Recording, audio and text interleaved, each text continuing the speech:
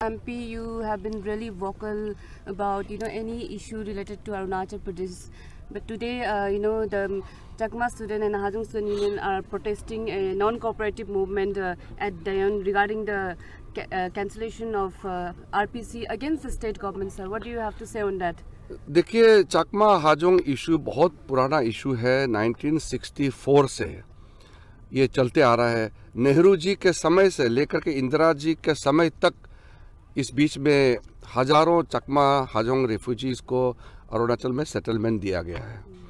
बाद में हमारे सरकार आने के बाद हमने बहुत स्ट्रांग स्टैंड दिया है कि जो उस समय का निर्णय जो हो चुका है, अभी हम जाके हिस्ट्री में तो चेंज नहीं कर सकते, लेकिन आगे इनको कंट्रोल में रखना होगा। हमारा अरुणाचल प्रोटेक्टेड स्टेट है और रिफ्यूजी को यहाँ सेटल करना उस समय कांग्रेस सरकार जो भी था, अभी मैं इतिहास में नहीं जाऊँगा, वो निर्णय गलत रहा है।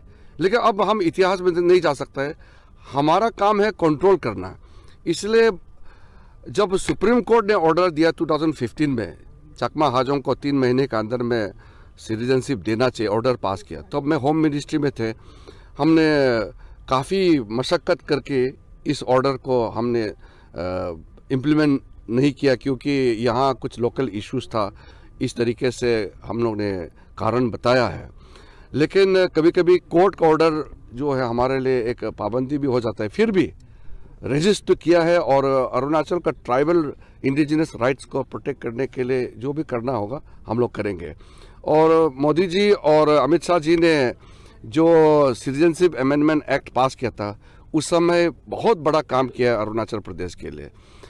और उस अमेंडमेंट एक्ट में क्लियरली लिखा है कि भविष्य में, अभी से ये पार्लियामेंट एक्ट का डिसीजन है, लॉ ऑफ द लैंड है, कि कोई भी विदेशी अरुणाचल में कोई भी टाइटल नहीं मिलेगा, ना उसको सेटलमेंट देंगे, ना अरुणाचल का इंडिजिनस राइट्स देंगे।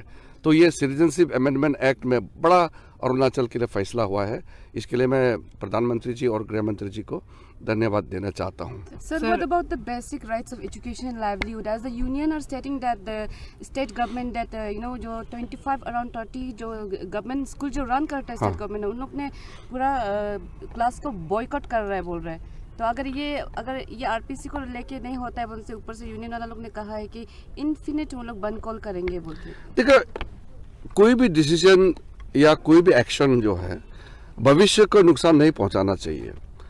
अपना राइट्स के लिए कोई भी बोलता है, डेमोक्रेटिक कंट्री है, बोल सकते हैं, लेकिन बच्चों का भविष्य के लिए ध्यान में रखते हुए करना चाहिए। इनडेफिनिट चीज़ कुछ नहीं होता है। डेमोक्रेसी में बातचीत करके कुछ भी चीज़ होता है उसका सुलह कर सकता है, सॉल्यूशन निकल सकता है।